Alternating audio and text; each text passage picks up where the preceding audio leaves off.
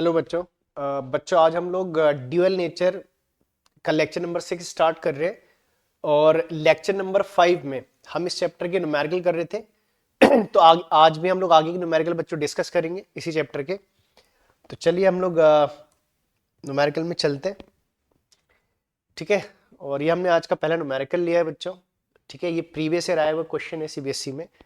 तो एक बार मैं क्वेश्चन रीड कर दे रहा हूँ और इस क्वेश्चन में एक ग्राफ भी गिवन है। इस ग्राफ के बारे में क्वेश्चन में बोल रहे हैं, देखो क्या बोल रहे हैं क्वेश्चन में। बोल रहे हैं sketch the graph showing variation of stopping potential. तो इस है ना क्वेश्चन में ग्राफ स्केच किया गया है जो किसके बीच में है। Sketch the graph showing the variation of stopping potential with frequency of incident radiation. ठीक है, तो वर्टिकल एक्सिस पे क्या है, स्टॉपिंग पोटेंशियल है, समझते हो बच्चों। और हॉरिजॉन्टल एक्सिस पे किसको लिया गया है, फ्रीक्वेंसी ऑफ इंसिडेंट रेडिएशन।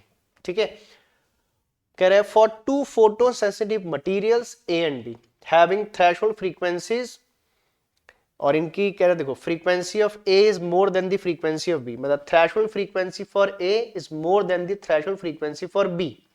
तो ठीक है, समझते हो बच्चों, डायग्राम में भी दिख रहा है कि ए की थ्रेशोल्ड फ्रीक्वेंसी बी की थ्रेशोल्ड फ्रीक्वेंसी से क्या है, ज्यादा है। ऐसा ग्राफ हमने जब स्टार्टिंग के लेक्चर में इस चैप्टर की थ्योरी पढ़ी थी बच्चों, तो ऐसे ग्राफ हमने बनाया भी था। मैंने आपको हमने एक टॉपिक पढ़ा था, effect of frequency on photo electric effect. हमने एक ग्राफ बनाया भी था, बस हमने एक मेटल के लिए बनाया था। इस ग्राफ में मतलब इस क्वेश्चन में दो मेटल के लिए ग्राफ प्लॉट किया गया है। तो ए और बी क्या है, दो डिफरेंट फोटो सेंसिटिव मटीरियल है और उनके लिए ग्राफ प्लॉट किया गया है और उनके डिफरेंट थ्रेशोल्ड फ्रीक्वेंसीज है और frequency of A is more than the frequency of B है and these are called threshold frequency. जहां से ग्राफ स्टार्ट लिफ्ट करता है वो थ्रेशोल्ड की वैल्यू है। आप थ्योरी चेक करिए बच्चों, हमने थ्योरी में इस टाइप का ग्राफ बनाया था। मैंने बहुत से ग्राफ बनाना बताया था थ्योरी में, कैसे ग्राफ बनाते। चलिए तो पहला, ठीक है, तो ग्राफ समझ गए किसके बीच में है, stopping potential versus frequency of incident radiation for two photo sensitive material B and A, और फ्रीक्वेंसी ए की बी से क्या है, ज्यादा है, थ्रेशोल्ड फ्रीक्वेंसी। अब आपसे पहले पार्ट में क्या बोल रहे हैं बच्चों, देखो कहते हैं in which case is the stopping potential more in Y. Means which case का मतलब कि ए और बी में से, ए और बी में से किसका क्या होगा, स्टॉपिंग पोटेंशियल की वैल्यू ज्यादा होगी बच्चों। तो ठीक है, चलिए सॉल्यूशन में चलते हैं इस क्वेश्चन के। बाकी देखो सेकंड पार्ट की बात बाद में करेंगे, पहले हम फर्स्ट पार्ट की बात कर रहे हैं कि फर्स्ट पार्ट में क्या पूछा गया है।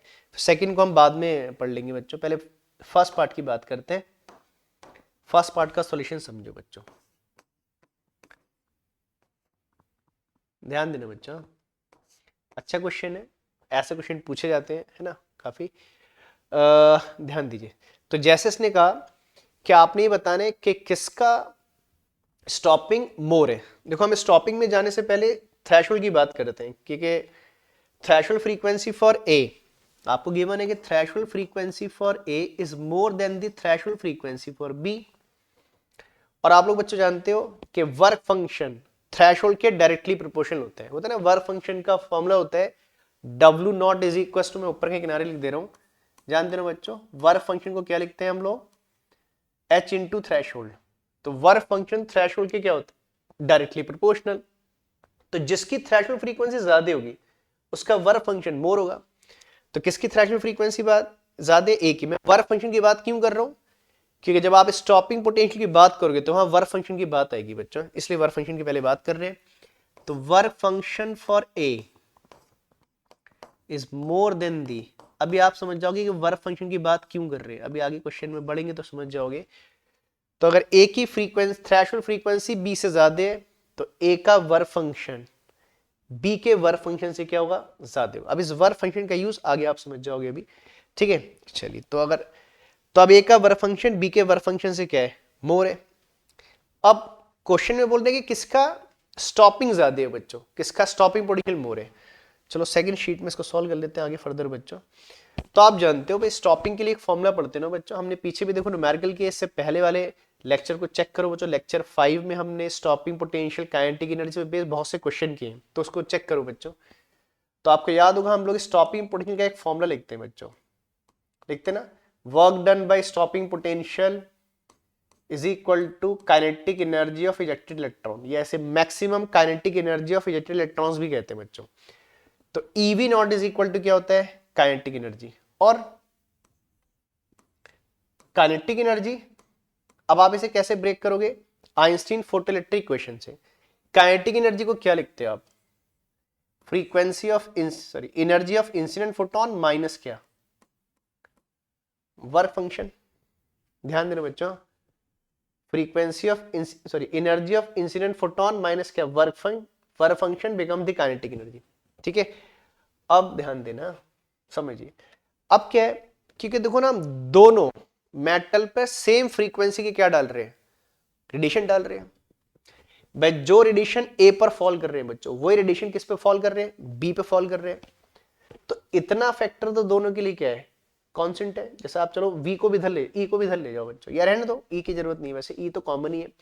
तो देखिए हमने कहा कि हम दोनों मेटल पर सेम रेडिएशन के सेम फ्रीक्वेंसी के रेडिएशन फॉल कर रहे हैं, तो दोनों के लिए इंसिडेंट फोटोन की एनर्जी सेम है, तो दोनों की एनर्जी क्या मिल रही है, बराबर मिल रही है बच्चों ना। दोनों मेटल में इंसिडेंट फोटोन की एनर्जी इलेक्ट्रॉन को बराबर मिल रही है। अब क्या होगा, जिसका वर्क फंक्शन मोर होगा, है ना, जिसका वर्क फंक्शन मोर होगा उसके पास क्या होगा, लेस अमाउंट ऑफ एनर्जी बचेगी। देखो ना, जिसका वर्क फंक्शन क्या होगा, कम होगा, जो कम खर्च करेगा उसके पास एनर्जी ज्यादा बचेगी बच्चों, उसकी काइनेटिक एनर्जी क्या होगी, ज्यादा होगी। और जिसकी काइनेटिक एनर्जी ज्यादा होगी उसके लिए वर्क फंक्शन भी स्टॉपिंग पोटेंशियल भी क्या होगा, ज्यादा होगा। लिख देना बट। तो अभी हमने पीछे लिखा कि work function of A, check कर लेते हैं कि ए का मोर था कि बी का मोर था। तो ए का वर्क फंक्शन मोर है ना बच्चों, लिखेंगे सिंस, ऐसे तो but work function for A is more than the work function for क्या, बी। देखो बच्चों, क्योंकि ए का वर्क फंक्शन बी के वर्क फंक्शन से ज्यादा है, तो इसका मतलब ये अमाउंट किसके लिए ज्यादा है, ए के लिए ज्यादा है। अगर ये अमाउंट ए के लिए ज्यादा होगा तो इजेक्टेड इलेक्ट्रॉन की काइनेटिक एनर्जी ए के लिए क्या हो जाएगी, लेस हो जाएगी। अगर ज्यादा खर्च कर देगा अपने आप को फ्री करने में तो उसके पास एनर्जी कम बचेगी। तो therefore kinetic energy of ejected electron from A is less than the kinetic energy of ejected electrons from B। ठीक है ना, अगर वो अपने आप को वर्क फंक्शन समझते हो बच्चों, कोई भी इलेक्ट्रॉन अपने आप को फ्री करने में जो एनर्जी खर्च करता है उसे वर्क फंक्शन कहते हैं। तो जो ज्यादा एनर्जी खर्च कर देगा फ्री करने में अपने आप को, तो उसकी काइनेटिक एनर्जी क्या हो जाएगी बच्चों, तो एनर्जी कम बचेगी, तो इजेक्शन के टाइम पर उसकी काइनेटिक एनर्जी लेस हो जाएगी। तो kinetic energy of A is less than the kinetic energy of B, और जिसकी काइनेटिक एनर्जी लेस होगी उसका स्टॉपिंग पोटेंशियल भी क्या होगा बच्चों, लेस होगा। तो it implies that stopping potential for A is less than the stopping potential for B. ठीक है, तो रीजन है कि stopping potential of A B से क्या होगा, आपका लेस होगा। इसने मोर लेस जो भी पूछा था बच्चों, चेक कर लेते हैं। कहता है in which case is the stopping potential more and Y. तो किसका स्टॉपिंग पोटेंशियल मोर है बच्चों, देख ही रहे हो आप लोग, किसका, बी का स्टॉपिंग पोटेंशियल मोर है एज कंपेयर टू ए। फिर समझ लो, मैंने फिर समझाता हूं एक बार, मैंने क्या बोला, देखो पे आप क्या लिखते हो, stop work done by stopping potential is equal to kinetic energy of ejected electron. इस काइनेटिक एनर्जी को ब्रेक करो तो क्या लिखते हैं बच्चों, energy of incident photon minus क्या, वर्क फंक्शन। अब तो हमने कहा देखो वर्क फंक्शन ए का मोर है ना, वर्क फंक्शन ए का बी से मोर है, और जिसका वर्क फंक्शन ज्यादा होगा वो ज्यादा अमाउंट ऑफ एनर्जी खर्च कर देगा अपने आप को फ्री करने में, तो उसकी काइनेटिक एनर्जी है ना कम बचेगी बच्चों, मतलब उसके पास जो एनर्जी बचेगी काइनेटिक के लिए वो कम हो जाएगी। तो कम काइनेटिक एनर्जी बचेगी तो उसका वर्क स्टॉपिंग पोटेंशियल भी क्या हो जाएगा, वो आसानी से रुक जाएगा बच्चों। ठीक है, तो ए का स्टॉपिंग पोटेंशियल बी से क्या हो जाएगा, लेस हो जाएगा। बात समझ रहे हैं। चलो अब सेकंड पार्ट की तरफ चलते हैं। तो ये तो फर्स्ट पार्ट हो गया कि बी का स्टॉपिंग पोटेंशियल ए से क्या होगा, मोर होगा, वाई, तो मैंने वो रीजन भी बता दिया आपको। चलो अब सेकंड पार्ट में चलते हैं। सेकंड पार्ट में क्या बोल रहे हैं, देखिए ये बोल रहे हैं does the slope of the graph depend on the nature of the material use. अब कहते हैं बताइए, ये किसी ग्राफ का नाम नहीं ले रहे बच्चों, एक भी मान सकते हो, बी मान सकते हो। कहते हैं कि ये जो ग्राफ है इनका जो स्लोप होगा ना, does the slope of the graphs depend on the nature of the material. तो क्या ग्राफ का जो स्लोप है क्या वो मटेरियल के नेचर पर डिपेंड करेगा। अगर मटेरियल के नेचर पर डिपेंड करेगा बच्चों तो ए और बी के लिए डिफरेंट होगा, और मटेरियल पर डिपेंड नहीं करेगा तो ए और बी के लिए सेम होगा। ठीक है, तो इसके डिफरेंट लॉजिक है। देखो एक बात सुनो, चलो हम क्या करते हैं, इस ग्राफ का स्लोप निकाल के देखते हैं बच्चों, और ये प्रूफ कर देंगे कि ये नेचर ऑफ मटेरियल पे डिपेंड नहीं करेगा। और आप देख ही रहे हो बच्चों, देखो ए और बी दोनों लाइन आपस में क्या है, पैरेलल है, और अगर दो लाइन पैरेलल है तो उनका स्लोप क्या होता है, सेम होता है बच्चों। और स्लोप समझते हो, कोई भी लाइन है ना हॉरिजॉन्टल, है ना हॉरिजॉन्टल से इतना एंगल बनाती है, उस एंगल के 10 को उस लाइन का स्लोप कहते हैं। ठीक है बच्चों, तो हम क्या करते हैं, इसमें से किसी एक का स्लोप निकाल लेते हैं। जैसे चलो मैं ए और बी किसी भी एक का स्लोप निकाल लेते हैं। चलो मैं ए का स्लोप निकाल लेता हूँ। अगर मान लीजिए मैं ए का स्लोप निकालता हूँ, है ना, इस ग्राफ से अगर ए का स्लोप निकालता हूँ तो समझते हैं स्लोप क्या होता है, कोई भी लाइन हॉरिजॉन्टल से पॉजिटिव सेंस में जितना एंगल बनाती है उस एंगल के 10 को लाइन का स्लोप कहते हैं, है ना। ये आप क्लास 11 में काइनेमेटिक्स से पढ़ते आ रहे हो बच्चों ना। तो हम क्या करते हैं, देखो स्लोप के लिए क्या करते हैं, मैं किसका स्लोप निकाल रहा हूँ, ए का। और देखो ए और बी किसी का स्लोप निकालो बराबर होगा क्योंकि आपस में पैरेलल है, because they make equal angle with the horizontal axis. तो किसी का, चलो मैं ए का स्लोप निकाल रहा हूँ, मुझे ए का स्लोप निकालना ज्यादा कन्वीनियंट लग रहा है, तो मैं ए का स्लोप निकालता हूँ। ए का स्लोप निकालने के लिए मैं एक ट्रायंगल बना लेता हूँ बच्चों, कहते हैं ना slope is equal to tan theta. तो मैंने, है ना, और इस एंगल को मैं थीटा मान लेता हूँ।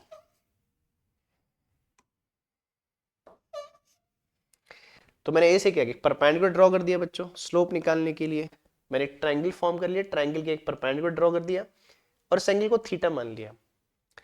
अब इस एंगल का tan theta give the slope of this graph ए।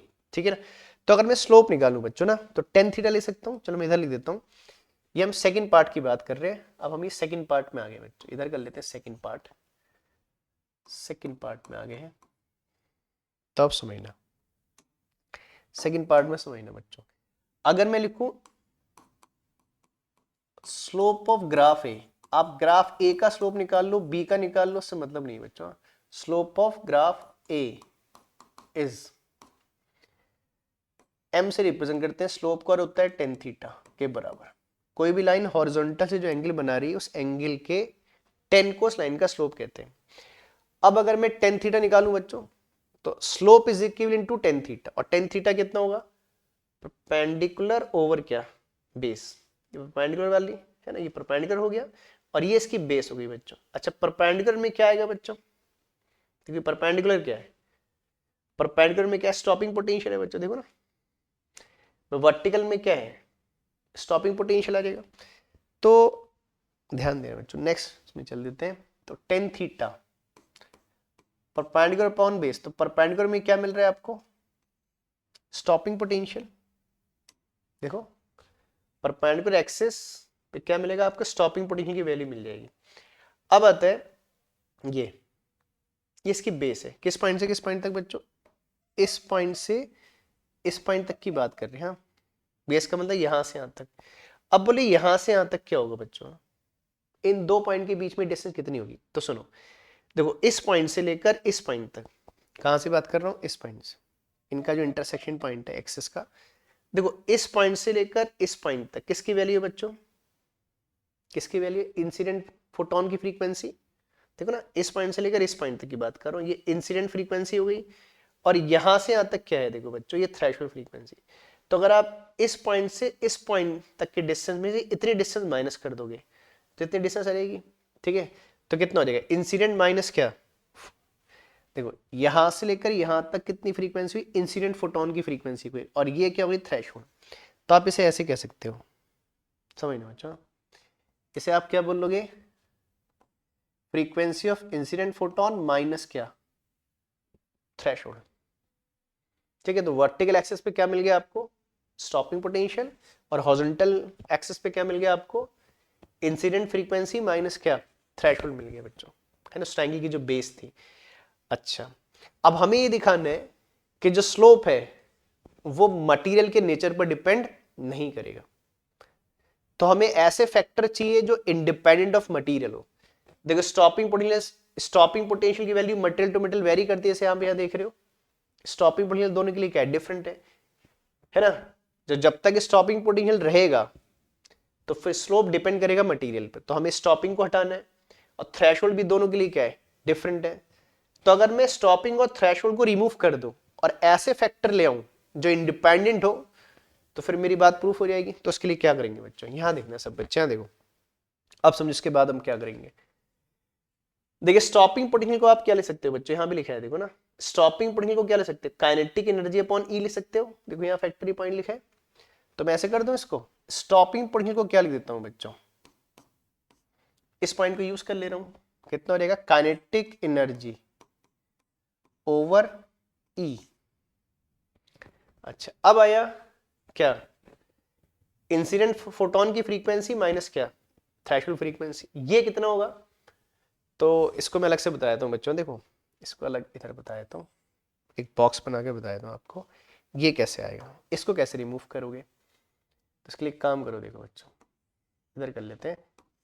जैसे आप जानते हैं ना, आइंस्टीन फोटोइलेक्ट्रिक इक्वेशन लिखते हो बच्चों, काइनेटिक एनर्जी कितना होता है, एच म्यू माइनस कितना, एच म्यू नॉट, लिखते ना,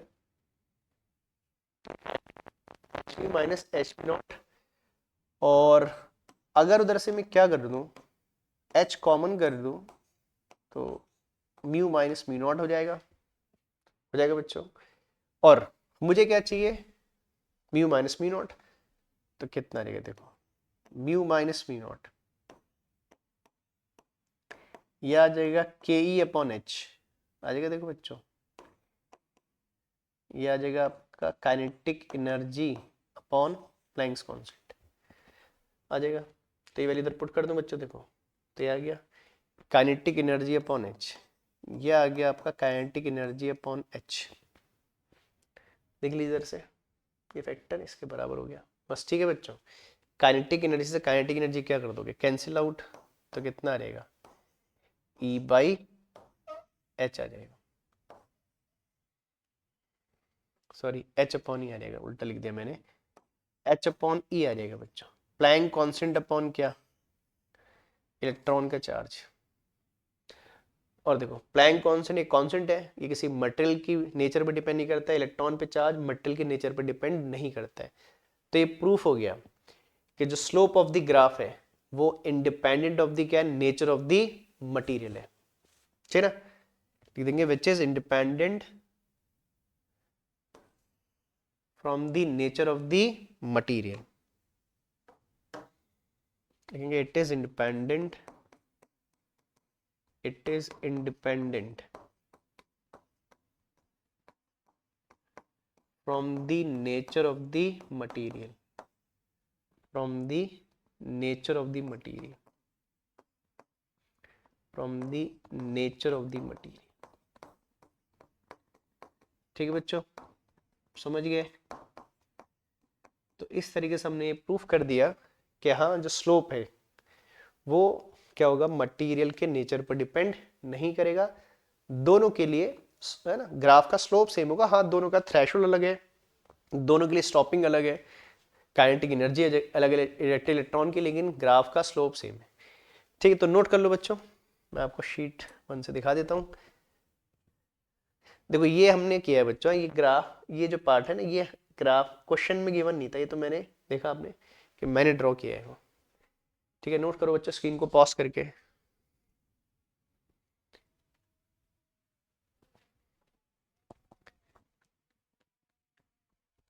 ठीक है। सेकंड शीट दिखा देता हूँ बच्चों मैं आपको, है ना, इसको भी नोट करो जल्दी से।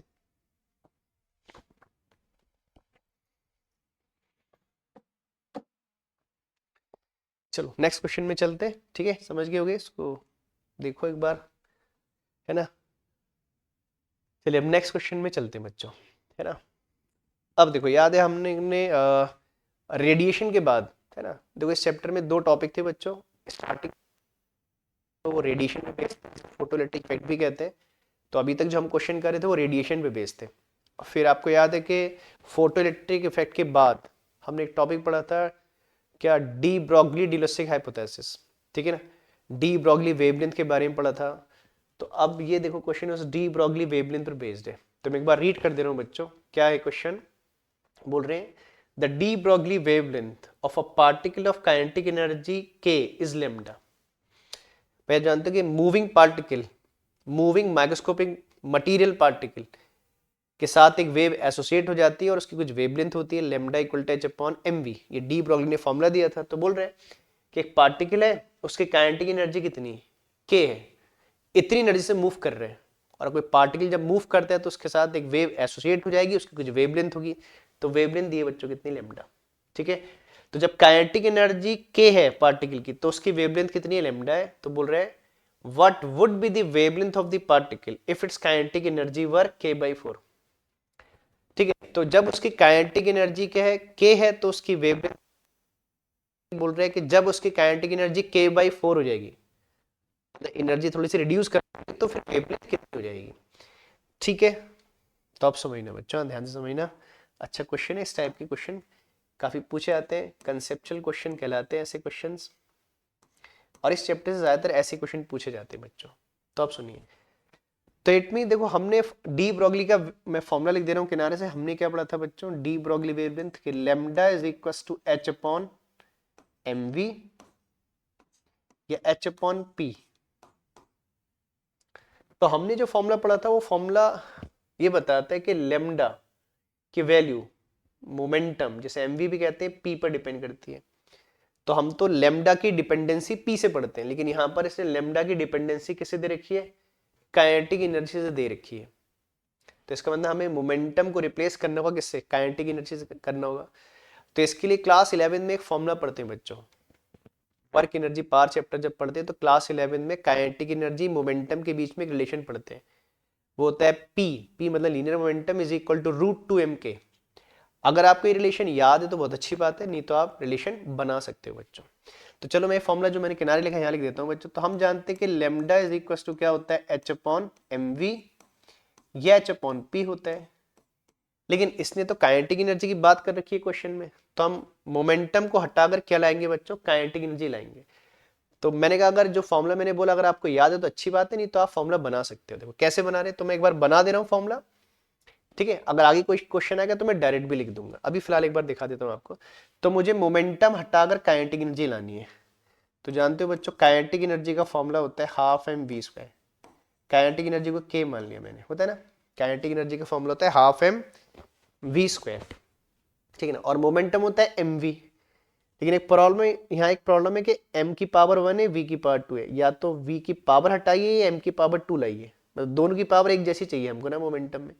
तो एक काम करते हैं बच्चों, अब है ना, तो हम उसके लिए दोनों की पावर सेम बनाने के लिए m से मल्टीप्लाई, m से क्या कर देते हैं, इस इक्वेशन को डिवाइड कर देते हैं RHS में,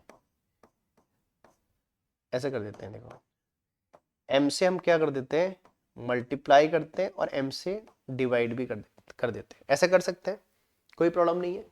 सेम टर्म से मल्टीप्लाई डिवाइड कर सकते हैं। अब इसे आप क्या ले सकते हो बच्चों, p का स्क्वायर, क्योंकि MVP के बराबर होता है। तो k इज इक्वल टू कितना रहेगा, p स्क्वायर बाई 2m आ जाएगा बच्चों। देखो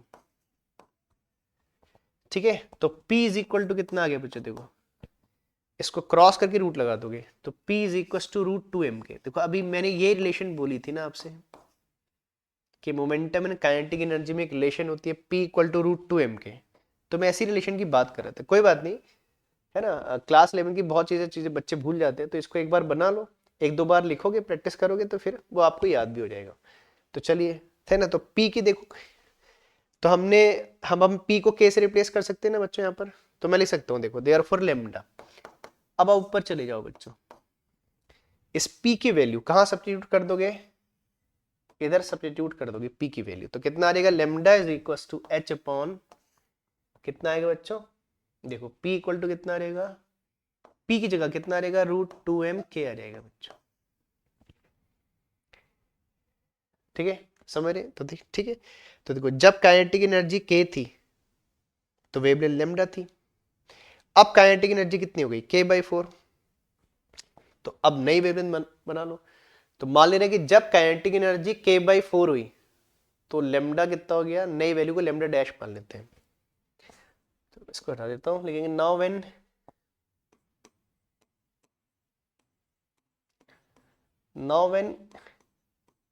k becomes k/4, then,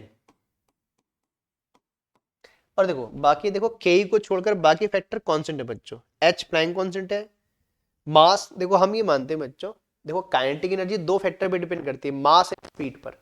लेकिन इन जनरल जब तक क्वेश्चन में मास के चेंज की बात ना करें तो हम मास को कांस्टेंट मानते हैं, और ये मानते हैं काइनेटिक एनर्जी चेंज होती है चेंज इन वेलोसिटी। ठीक है, तो हम यहाँ पर मास को क्या मान रहे हैं, कांस्टेंट हम मान रहे हैं कि काइनेटिक एनर्जी चेंज हो रही है due to change in velocity, mass change नहीं हो रहा है। ठीक है, तो जब आप काइनेटिक एनर्जी को k/4 लिखोगे तो नई वैल्यू को मैं लेमडा डैश मान लूंगा, बाकी h और 2m ऐसे ही रहेगा। ठीक है, देन लेमडा डैश, नई वैल्यू को लेमडा डैश मान लेंगे। ठीक है, तो अब कितना आएगा बच्चों, h/√2m, और k को क्या लिख दोगे, k/4। ठीक बच्चों, देखो मैंने h और 2m को सेम रखा कि कांस्टेंट है, नई वेवलेंथ को लेमडा डैश मान लिया मैंने।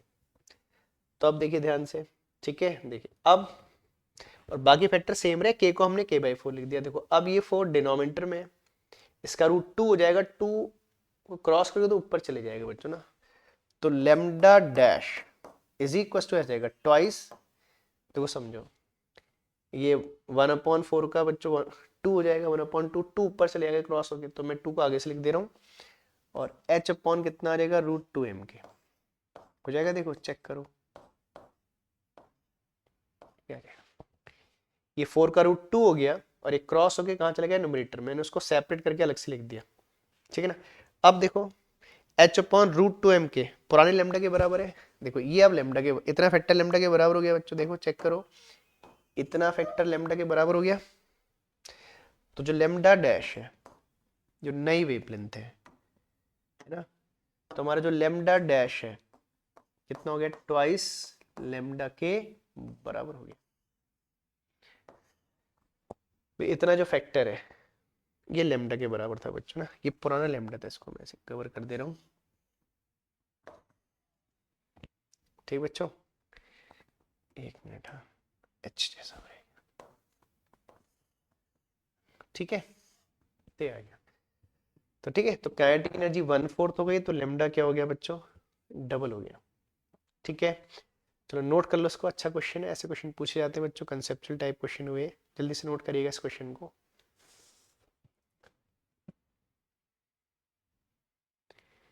ठीक है, स्क्रीन को पॉज करके नोट किया करो बच्चों, कुछ सेकंड लगते हैं हार्डली। चलो अब नेक्स्ट क्वेश्चन में आ जाते हैं। ठीक है, ये भी एक अच्छा क्वेश्चन है, एनसीईआरटी क्वेश्चन है बच्चों ये। हाँ देखो, क्वेश्चन एक लाइन का है लेकिन इसमें कंसेप्ट बहुत है बच्चों। क्वेश्चन क्या बोल रहे हैं, find the typical de Broglie wavelength of an electron in a metal at 27 degree Celsius. तो एक मेटल है ना, है ना, मेटल के अंदर एक इलेक्ट्रॉन है, या बहुत से इलेक्ट्रॉन है, एक इलेक्ट्रॉन की बात कर लेते हैं। वैसे माना जाता है कि मेटल के अंदर large amount of free electron होते हैं, जो ऑन एन एवरेज 10⁻28 पर मीटर क्यूब होते हैं।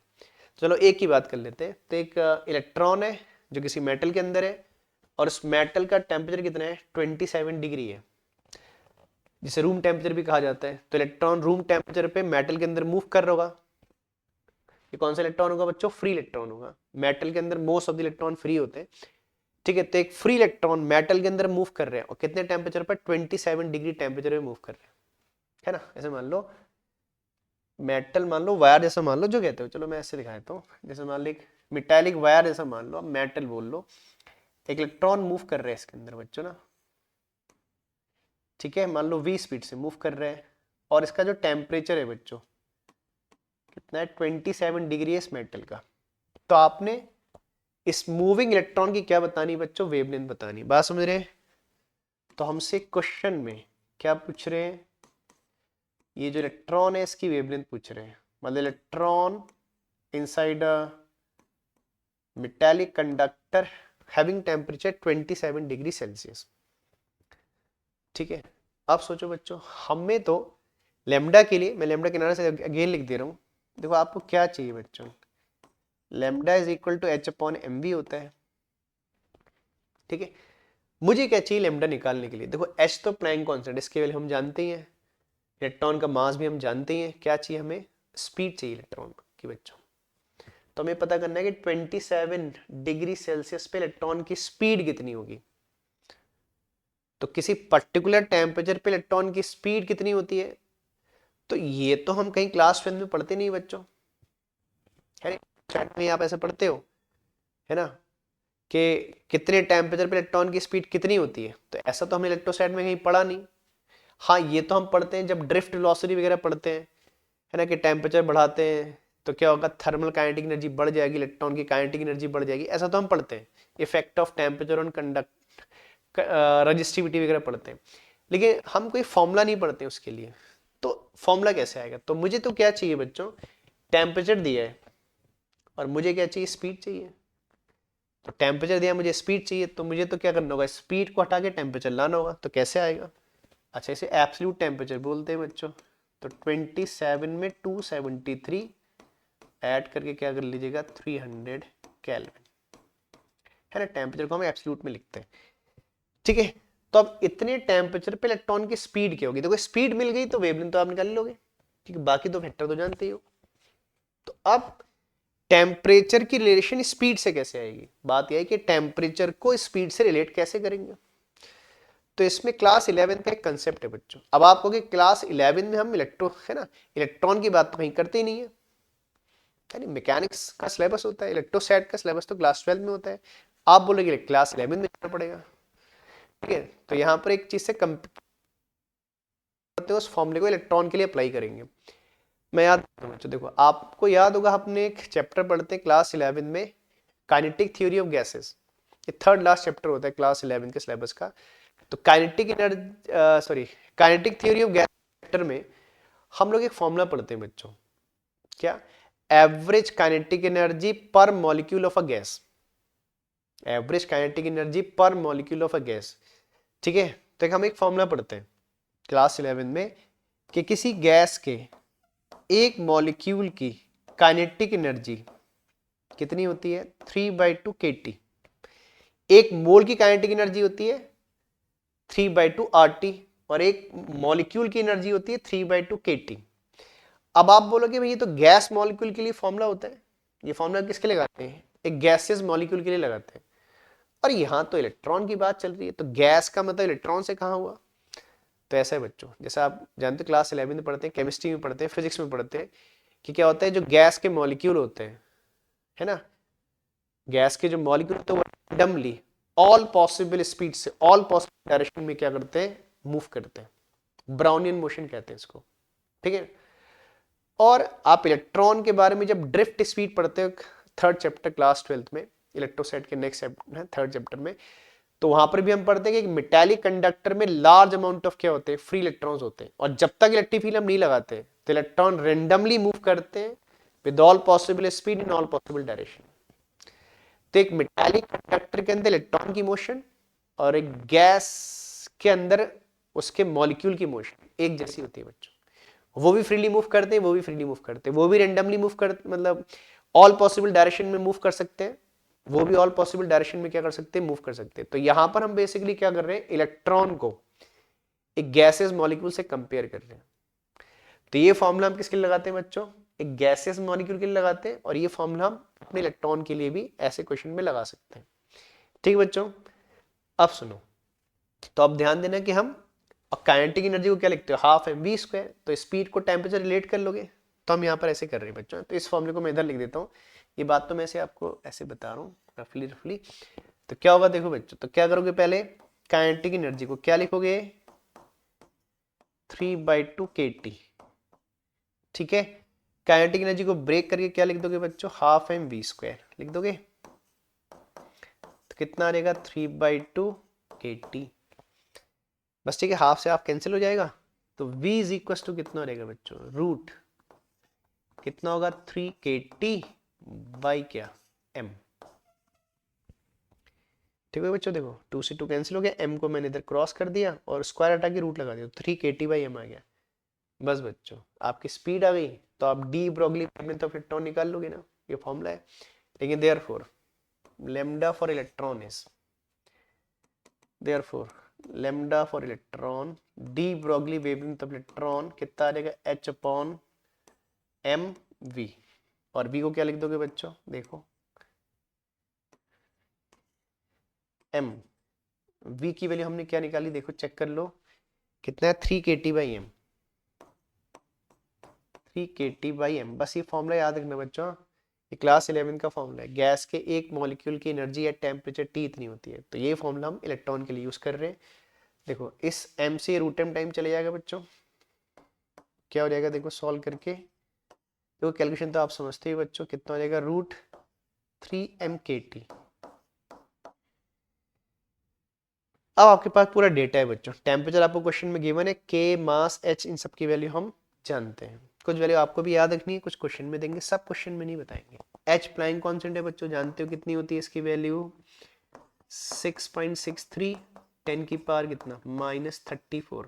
ठीक है, बात थोड़ी सी कैलकुलेशन है, रूट की कैलकुलेशन है, देखें कितना आएगा अभी 3। इलेक्ट्रॉन का मास 9.1 10⁻31 इंटू के बोल्ट्जमैन कांस्टेंट, समझते हो बच्चों बोल्ट्जमैन कांस्टेंट क्या होता है, गैस कांस्टेंट और एवोगैड्रोस नंबर के रेशियो के बराबर होता है। के होता है R/Na, आपने 11th में पढ़ा है बच्चों। इसकी वैल्यू बोल्ट्जमैन कांस्टेंट की वैल्यू होती है 1.38, पीछे भी कहीं पर वैल्यू आई थी, मैंने आपको बताया था बच्चों, -23 इंटू प्लैंक कांस्टेंट की वैल्यू, सॉरी प्लैंक कांस्टेंट बोल रहा हूँ, बोल्ट्जमैन कांस्टेंट की लगा दी आपने। अब टी की वैल्यू कितनी है 300। ठीक है, अब इसको कैलकुलेट करना है बच्चों, तो बेसिकली कैलकुलेटर का यूज करेंगे बच्चों, नहीं तो बहुत टाइम कंज्यूम हो जाएगा, तो टाइम सेव करने के लिए मैं कैलकुलेटर से कर देता हूँ। मेरे देखो डिनोमिनेटर में जो वैल्यूज है, एक काम करेंगे बच्चों, इस 2 जीरो से देखो इसके 2 पावर कम कर देंगे, तो 21 ही हो जाएगा, 31 ही हो जाएगा, तो 52 तो पावर हो जाएंगी नीचे, है ना। बाकी इन सबको मैं मल्टीप्लाई 3 3 ज़ा 9 9 इंटू 9.1 1.38, इन सबको मैं मल्टीप्लाई करके रूट निकाल के देखता हूँ बच्चों। तो कैलकुलेटर का यूज कर रहे हैं इसके लिए फिर, है ना। ऊपर ऐसे रहने देते हैं, पहले ऊपर कॉपी कर देता हूँ, 6.63 10 की पावर कितना -34, बाकी इसको देखता हूँ मल्टीप्लाई करके बच्चों कितना आएगा रूट के अंदर, है ना। एक बार कैलकुलेट करके देख लेते हैं कितना आ जाएगा बच्चों। ये देखो ये 3 3 ज़ा 9 9 इंटू 9.1 इंटू आपका 1.38, ये आ रहा है बच्चों रूट के अंदर 113। आप लोग भी चेक कर लेना बच्चों, ये तो कैलकुलेशन का पार्ट है। 0.02 पावर, देखो मैंने इसके 2 जीरो छोड़ दिए थे बच्चों, तो 2 जीरो से 2 पावर कम कर दी तो 21 बची, 21 31 कितना हो गया 52, तो 10 की पावर आ गई माइनस की 52, जो रूट से बाहर आ गई 26 हो जाएंगी। अब मैं इसका रूट देख लेता हूँ बच्चों, चेक कर लेता हूँ कि रूट कितना आ जाएगा इसका। रूट निकाल लेते हैं इस वैल्यू का, रूट ऑफ 113.02 10.63 आ रहा है बच्चों ये इसका रूट। चलो ये आ गया 6, ये तो ऐसे कॉपी कर दो, 6.63 10 की पावर -34, डिनोमिनेटर में बच्चों ये आ गया कितना 10.63, रूट आ जा रहा है इंटू 10 की पावर कितना आ गया आपका ये 52 का आधा कर लो 26 हो जाएंगी, तो -26। ठीक बच्चों, अब इसको और डिवाइड कर लेते हैं, फाइनल आंसर लिख देंगे।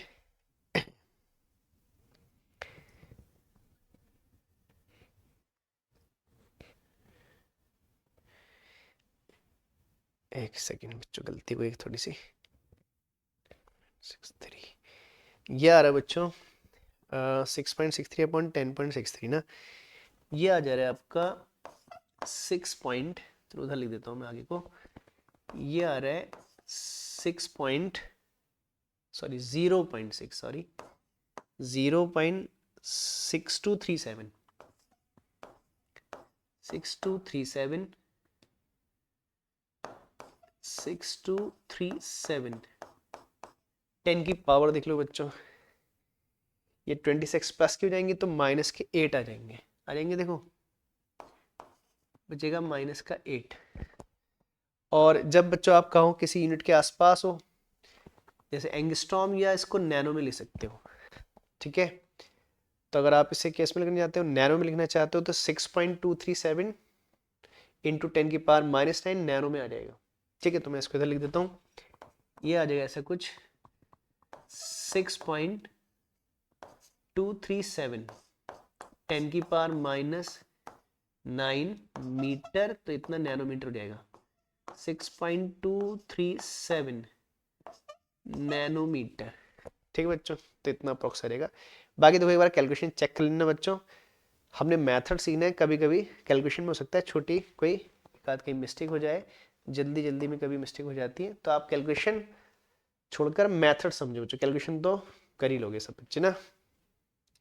ठीक है बच्चों, तो समझ गया। तो मेन कंसेप्ट ये वाला है इसमें, देखो काइनेटिक एनर्जी 3/2 kT, जो क्लास 11 का एक फॉर्मूला है। तो नोट करो बच्चों जल्दी से, फिर नेक्स्ट क्वेश्चन में चलेंगे। इसको नोट कर लीजिए, स्क्रीन को पॉज करके।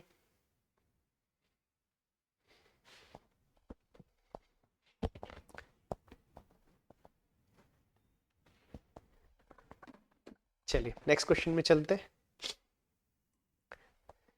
अब देखो बच्चों, नेक्स्ट क्वेश्चन क्या है, अगेन डी ब्रोगली पे बेस्ड है। बोल रहे हैं an electron com alpha particle and a proton have the same kinetic energy, which of these particle has the shortest de Broglie wavelength. तो हमारे पास तीन पार्टिकल हैं, इलेक्ट्रॉन है, अल्फा है और प्रोटॉन है, इन सबकी काइनेटिक एनर्जी सेम है। थोड़ा लिखते चलते हैं बच्चों क्वेश्चन को, क्या क्या बोल रहे हैं ये। तो बोल रहे हैं kinetic energy of electron is equal to kinetic energy of alpha is equal to kinetic energy of proton. ठीक है, तीन पार्टिकल है, तीनों की काइनेटिक एनर्जी क्या है, सेम है। आपने ही बताना है इनमें से सबसे शॉर्टेस्ट डी ब्रोगली वेवलेंथ किसकी होगी अमंग दीज, लीस्ट वेवलेंथ किसकी होगी इनमें से। तो चलो बच्चों वेवलेंथ की बात कर लेते हैं। तो लेमडा इज इक्वल टू जानते ही हो क्या होता है, एच अपॉन एम वी, या एच अपॉन एम वी को लीनियर मोमेंटम भी कहते हैं। तो ठीक है, तो समझते ही बच्चों, अभी हमने पीछे क्वेश्चन किया है ना, अभी देखो तो भी क्या हमने देखो लेमडा किस पर डिपेंड कर रहा है, मोमेंटम, और हमें क्वेश्चन में क्या दिया, काइनेटिक एनर्जी। तो आप मोमेंटम को काइनेटिक एनर्जी से क्या करोगे, रिप्लेस। तो अभी मैंने उसको पूरा सॉल्व करके दिखाया बच्चों, अब मैं डायरेक्ट लिख देता हूँ। तो P इज इक्वल टू कितना होता है, √2m k मतलब काइनेटिक एनर्जी, समझ रहे, P equal to √2m k। अभी मैंने सॉल्व करके पूरा बताया था बच्चों, अभी जस्ट दो एक क्वेश्चन पहले किया है, तो फिर मैंने डायरेक्ट लिख दिया P equal to √2m k, बस। ठीक है, अब देखो, अब आप ये चेक करो कि लेमडा जिन फैक्टर पे डिपेंड कर रहा है वो फैक्टर क्या, फैक्टर कॉमन है सबके लिए और कौन से फैक्टर अनकॉमन है। तो देखिए H सेम फॉर ऑल, इन तीनों के लिए H की वैल्यू सेम होगी, 2 नंबर है, इन सबके मास डिफरेंट है बच्चे, और इन सबकी काइनेटिक एनर्जी क्या है, सेम दिया है। तो इसका मतलब लेमडा की वैल्यू, बाकी फैक्टर तो कांस्टेंट हो गए, लेमडा की वैल्यू मास पर डिपेंड कर रही है। तो ऐसे कह सकते हैं ना बच्चों कि lambda is proportional to 1/√m, कह सकते हो। तो लेमडा मास के क्या है, इनवर्सली प्रोपोर्शनल है। तो जिसका मास लीस्ट होगा उसके लिए लेमडा मैक्स होगा, और जिसका मास मैक्स होगा उसके लिए लेमडा क्या होगा, लीस्ट होगा। तो ठीक है, अब आपने चेक करना है कि ये जो गिवन पार्टिकल है इन सब में सबसे ज्यादा किसका मास होता है, मतलब सबसे बड़ा कौन है, फिर से छोटा कौन है, मास में सबसे छोटा कौन है। तो जानते हो बच्चों, इसमें सबसे ज्यादा मास किसका होता है, अल्फा, क्योंकि अल्फा का मास 4 प्रोटॉन के बराबर होता है, और एक प्रोटॉन का मास 1097 इलेक्ट्रॉन के बराबर होता है। तो सबसे ज्यादा मास किसका है बच्चों, देखेंगे वी नो दैट, इधर लिख देता हूं, वी नो दैट। अब ये चीज आपको पता होना चाहिए बच्चों। तो वी नो दैट क्या, mass of alpha is more than the mass of proton which is more than the mass of electron, है ना। एक अल्फा का मास 4 प्रोटॉन के बराबर होता है, और मैंने कहा एक प्रोटॉन का मास 1097 इलेक्ट्रॉन के बराबर होता है बच्चों ना। तो सबसे हैवीएस्ट अल्फा है, फिर प्रोटॉन, सबसे लाइटेस्ट कौन है, इलेक्ट्रॉन है, बस। ठीक है, देखो ये इसके इनवर्सली प्रोपोर्शनल है। तो जिसका मास सबसे ज्यादा उसकी वैल्यू सबसे कम। तो therefore lambda for alpha is less than the lambda of proton is less than the lambda of electron। ठीक बच्चों, तो सबसे कम वेवलेंथ किसकी है बच्चों, अल्फा की है, जो सबसे हैवीएस्ट है उसकी वेवलेंथ सबसे कम है। ये तो पता है, देखो सबसे शॉर्टेस्ट वेवलेंथ किसकी है, तो जिसका मास सबसे ज्यादा है उसकी वेवलेंथ सबसे कम है, और वो कौन है बच्चों, अल्फा। तो सबसे लॉन्गेस्ट वेवलेंथ इलेक्ट्रॉन की है, सबसे शॉर्टेस्ट वेवलेंथ किसकी है बच्चों, अल्फा की है। ठीक है, तो अच्छे क्वेश्चन है, ऐसे क्वेश्चन पूछे जाते हैं बच्चों, है ना। तो ठीक है, नोट कर लीजिए, है ना, इनको नोट करिए बच्चों इस क्वेश्चन को भी। नेक्स्ट क्वेश्चन में चलेंगे। और आपको कुछ डाउट हुआ करे तो बच्चों किसी क्वेश्चन में डाउट है, कोई क्वेश्चन पूछने में आपसे कहते रहता हूँ कि आप लोगों को डाउट हो तो पूछा करो बच्चों, कहीं कोई डाउट हुआ करे या आपको कोई क्वेश्चन पूछना है जो आपको नहीं आ रहा है तो उसे मैसेज क्या करो बच्चों उस क्वेश्चन को, उस क्वेश्चन को भी हम लोग फिर लेक्चर मिलेंगे। ऐसा ना हो कि पूरा लेक्चर कंप्लीट हो जाए, मतलब चैप्टर कंप्लीट हो जाए, है ना। तो चैप्टर जब तक चल रहा है, जब तक अपनी क्वेरीज पूछ लीजिए, है ना, फिर नए चैप्टर में नई बातें आ जाती हैं। चलिए, तो कोई डाउट हुआ तो बताया करो बच्चों। चलो एक और क्वेश्चन लेते हैं, ठीक है। ये क्या बोल रहा है बच्चों, देखो क्वेश्चन पहले रीड कर लो। देखो ये भी डी ब्रॉगली वेवलेंथ पे बेस्ड, अब दिख रहा है एक जगह लिखा आपको, क्या बोल रहे हैं, an alpha particle and a proton are accelerated from rest through the same potential difference v। ठीक है, तो आपके पास एक इलेक्ट्रॉन था, नहीं सॉरी, एक अल्फा पार्टिकल था और एक प्रोटॉन था, दोनों रेस्ट में थे। आपने एक पोटेंशियल डिफरेंस लगाया और पोटेंशियल डिफरेंस लगाकर अल्फा एंड प्रोटॉन को एक्सेलरेट कर लिया। जैसे आपको याद होगा बच्चों, इस चैप्टर में हमने एक डेरिवेशन किया था, क्या D Broglie wavelength of electron, तो वहां पर भी हमने इलेक्ट्रॉन को एक्सेलरेट किया था, क्या लगाकर, पोटेंशियल लगाकर। ठीक है, तो ये कंसेप्ट हम लोग इस थ्योरी में पढ़ चुके हैं बच्चों। बस यहाँ पर इलेक्ट्रॉन नहीं है, कौन है, अल्फा एंड प्रोटॉन है, तो दोनों को सेम पोटेंशियल आगे एक्सेलरेट किया। तो बोल रहे हैं find the D Broglie wavelength associated with them, find the ratio of D Broglie wavelength. तो आपने, ठीक है, किसका, अल्फा एंड प्रोटॉन की डी ब्रॉगली वेवलेंथ का क्या बताना है बच्चों, रेशियो बताना है। आपने क्या बताना है, लेमडा फॉर अल्फा और लेमडा फॉर प्रोटॉन का रेशियो बताना है। अगेन देखो, लेमडा के लिए आपको क्या चाहिए बच्चों, इतने क्वेश्चन हमने कर लिया, स्पीड चाहिए। लेकिन आपको क्या दिया है क्वेश्चन में, ये पोटेंशियल है, स्पीड नहीं है बच्चों। ठीक है, तो ये बात हम लोग इस चैप्टर में 2-3 बार कर चुके हैं बच्चों, थ्योरी में हमने एक टॉपिक भी पूरा पढ़ा है।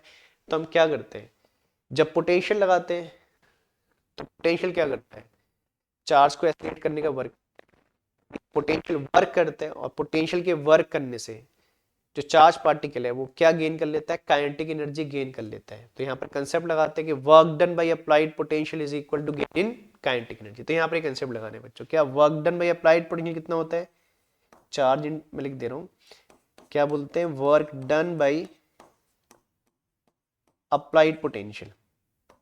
ठीक है, आपने पोटेंशियल को v से रिलेट करना है बच्चों। Work done by applied potential is equal to gain in kinetic energy, gain in kinetic. Work done by applied potential क्या होता है, चार्ज इनटू अप्लाइड पोटेंशियल। मैं किसी पार्टिकल का नाम ले रहा हूँ बच्चों, अल्फा प्रोटॉन की बात नहीं कर रहा हूँ, ये सब एक जनरल बात है।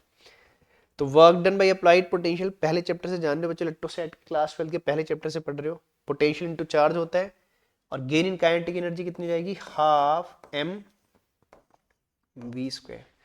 ध्यान देना बच्चों, ये v पोटेंशियल के लिए कर रहे हैं, स्मॉल v हम यूज कर रहे हैं स्पीड के लिए। बस यहाँ से स्पीड निकाल लो बच्चों और फिर लैम्डा में लगा देंगे, तो कितना आएगा, देखो v is equal to speed वाला जो v है कितना हो जाएगा, रूट 2qv बाई एम। समझ रहे ना बच्चों, देखो m को इधर लाओगे, 2 को इधर लाओगे, रूट स्क्वायर हटाओगे, रूट लग जाएगा। ठीक है, बस v आ गया। अब ये वैल्यू पुट कर दो किसमें, वेवलेंथ के फॉर्मूले में, लगेंगे देयरफॉर लैम्डा। जानते हो बच्चों, लेमडा इज इक्वल टू कितना होता है, h upon m v. V small लिखना स्पीड वाला बच्चों, क्योंकि वी यहाँ पर एक कैपिटल वी भी है पोटेंशियल वाला। बस अब इस वी की वैल्यू इधर पुट कर दीजिएगा। ठीक है, तो ये फॉर्मूला बन जाएगा h is equal to m, speed कितनी हो जाएगी, 2qv बाई एम। ऐसी कैलकुलेशन हमने चैप्टर में भी की है बच्चों, थ्योरी में भी हमने ऐसे सेम कैलकुलेशन इलेक्ट्रॉन की वेवलेंथ निकालने के लिए करी है। तो वही सेम प्रोसेस यहाँ भी कर रहे हैं, m से ये m चले जाएगा तो कितना आएगा। और इस फॉर्मूले को आप डायरेक्ट भी याद कर सकते हो, बहुत से बच्चे इस फॉर्मूले को डायरेक्ट भी याद करते हैं, h अपॉन रूट 2qmv। तो ये आ गया बच्चों। ठीक है, तो लेमडा इतने फैक्टर पे डिपेंड कर रहा है। अब आप चेक करो कि इनमें से कौन से फैक्टर है ये दोनों के लिए कॉमन है, कौन से फैक्टर अनकॉमन है। तो दोनों के लिए h कॉमन है, 2 तो नंबर ही है, दोनों के मास डिफरेंट है, दोनों के चार्ज डिफरेंट है, दोनों का पोटेंशियल क्या है, सेम है बच्चों। देखो दोनों पे सेम पोटेंशियल लगा के एक्सलेट किया है, तो इट मींस लेमडा दो फैक्टर पे डिपेंड कर रहे हैं ना बच्चों, किस पर, 1 upon root of mass in charge, है ना। तो जो फैक्टर है कॉमन को हटा लिया करो बच्चों, और उनको हटा के प्रोपोर्शनली का साइन लगा, तो इसका मतलब लेमडा मास इन चार्ज के रूट के इनवर्सली प्रोपोर्शनल है। बस अब इनका रेशियो लिख लो बच्चों, तो लिखेंगे देयरफॉर, नेक्स्ट शीट में कर लेते हैं इसको, therefore lambda of alpha upon lambda of proton क्या हो जाएगा, रूट ऑफ, इधर आ जाएगा mass of proton charge on proton. समझते हो ना बच्चों, क्रॉस में आएगा ना डेटा, इनवर्स में डेटा क्रॉस में आता है ना,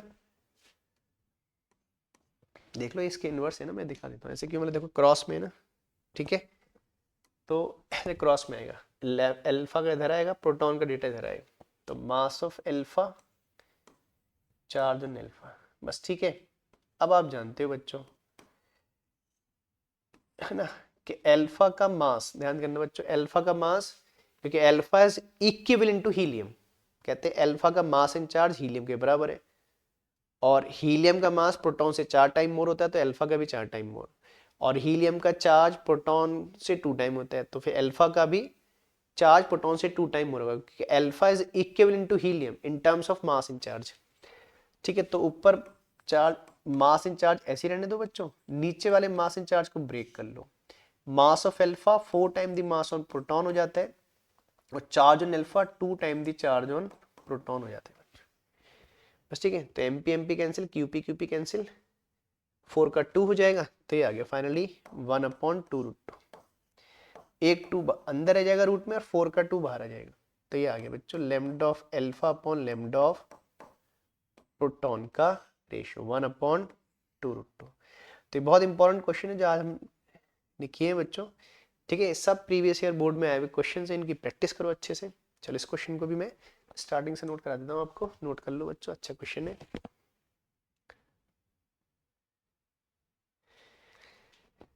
ठीक है, इस सेकंड शीट का नोट कर लो जल्दी से, ठीक है। तो नोट कर लिया होगा बच्चों। तो आज हमने देखो क्या कर लिया बच्चों, लेक्चर 6 हमारा आज हम इतना ही कर रहे हैं बच्चों, इतने क्वेश्चन। अभी थोड़े क्वेश्चन और बचे, कुछ ग्राफ पे बेस्ड क्वेश्चन है ना, ये सब क्वेश्चन अंडर कंसेप्चुअल क्वेश्चन आते हैं। तो आज हमारा लेक्चर 6 कंप्लीट हो गया बच्चों ना। अब हम सोच रहे हैं कि एक लेक्चर और कर लेंगे इसका, कि रिमेनिंग थोड़े क्वेश्चन और हो जाए, कुछ ग्राफ पे बेस या प्रीवियस ईयर में पूछे गए क्वेश्चन है, ठीक है। तो थोड़े क्वेश्चन एक बार और एक लेक्चर नंबर 7 में और डिस्कस कर लेंगे बच्चों। तो आज लेक्चर नंबर 6 यहीं कंप्लीट करेंगे, और लेक्चर नंबर 7 में ज़्यादा नहीं, थोड़े क्वेश्चन रह गए। अभी हम लगता है कि कुछ क्वेश्चन और है इंपॉर्टेंट जो आपको हमें कराना चाहिए, तो वो क्वेश्चन भी हम डिस्कस करेंगे बच्चों। और बच्चों हम लोग हर लेक्चर के लास्ट में आपसे कहते ही हैं कि आप लोग बच्चों इन वीडियो को शेयर किया करो, अपने दोस्तों के साथ शेयर करो, ठीक है। या कोई आपके जानने वाले बच्चे बाहर रहते हो, है ना, किसी दूसरी सिटी में रहते हो, आपके रिलेटिव हो या आपके जानने वाले कोई हो, ठीक है। तो वो बच्चे 11th में पढ़ते हो, 12th में पढ़ते हो, जेई नीट की प्रिपरेशन कर रहे हो, अगर आप चेक करोगे बच्चों, आप हमारा चैनल सब्सक्राइब करोगे, हमसे जुड़े रहोगे, तो आप देखोगे प्लेलिस्ट हमारी चेक करना, उसमें हम लोगों ने एक ऑब्जेक्टिव की सीरीज भी स्टार्ट करी है बच्चों। जो जेई और नीट वाले बच्चे हैं उनके लिए एक ऑब्जेक्टिव की सीरीज भी हमने स्टार्ट कर दी है, उसमें हम क्लास 11 के चैप्टर 1 के से स्टार्ट किए हो, और उसमें हमारे ऑब्जेक्टिव क्वेश्चन चल रहे हैं, ठीक है। और ऑब्जेक्टिव क्वेश्चन देखो बच्चों 11-12 वालों को भी करने आजकल तो बोर्ड में, है ना, अब स्टार्टिंग के 16 to 8 में ना करीब क्वेश्चन ऑब्जेक्टिव क्वेश्चन ही है, तो बोर्ड वाले बच्चों के लिए भी, है ना, ये 11th वाले बच्चों के लिए ऑब्जेक्टिव क्वेश्चन इंपॉर्टेंट है, तो वो बच्चे भी चेक करें। या 11-12 वाले बच्चे साथ साथ में जेई नीट की प्रिपरेशन करते हैं, तो एक प्ले लिस्ट को चेक करना बच्चों। अब हमने एक नई प्ले लिस्ट बनाई है, अब इसमें 3-4 वीडियो ऐड करे हैं, बाकी देखो डेली हम लोग क्या कर रहे हैं, वीडियो ऐड कर रहे हैं, ठीक है। तो आप हमसे जुड़े रहोगे तो आपको डेली, है ना, नए वीडियो मिलते रहेंगे, ठीक है, और अच्छा कंटेंट आपको मिलेगा। चलिए बच्चों, फिर नेक्स्ट हम लोग लेक्चर में मिलेंगे जल्दी। इसका लेक्चर एक और बचा है हमारे हिसाब से, फिर हमारे चैप्टर कंप्लीट हो जाएगा, फिर हम आगे के मॉडर्न फेज के चैप्टर की बात करेंगे। चलिए ठीक है, थैंक यू, आज यही करते हैं, फिर अगले लेक्चर में मिलेंगे।